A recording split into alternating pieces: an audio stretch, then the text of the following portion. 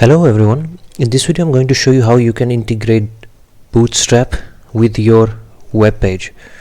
So if I give you a quick example, on the right hand side I have my web page, and that's just formatted with, it's not even formatted, it's just written in simple HTML. Okay, so you have an email address, you have a statement saying we will never share your email with anyone else, and then we have the password, and we have a checkbox and a submit button, of course.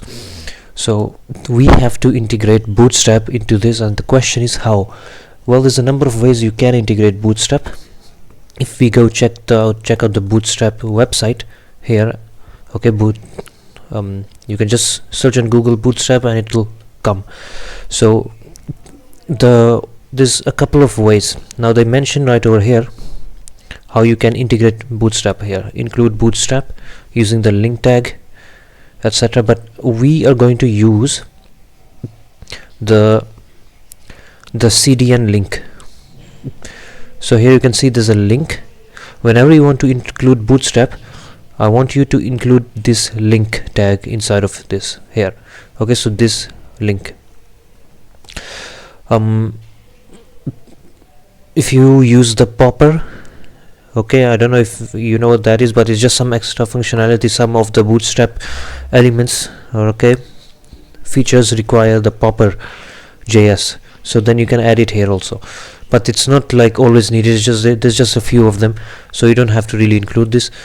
Then here we are, CDN links. I want you to put this link inside of there.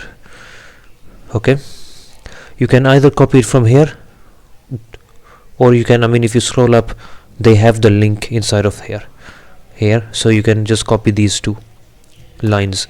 But we're gonna go with CDN links because that's easier to see.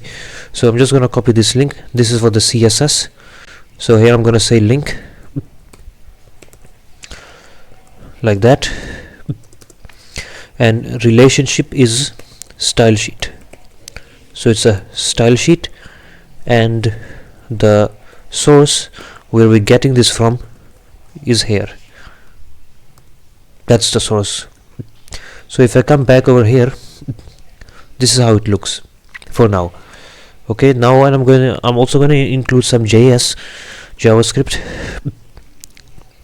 And for JavaScript, what you want to do is you want to have a script tag right at the end, just before the ending of the body, like this script, and you have a script closing tag as well. Okay, don't forget that this isn't a self closing tag, it's a normal tag. So okay, we forgot to put the source in, the source attribute, so I put that in, and now I save it. Now once I go back over here and see how it looks once I integrate Bootstrap. So if I refresh, you can see that this is how it looks. It looks quite different, it looks quite nice when you integrate Bootstrap. You can see that it's like a more modern look. Okay, email address, you can see that our text box is outlined in blue. It has this blue shading around it, which looks really nice when we select it. So yeah, that's how you do it.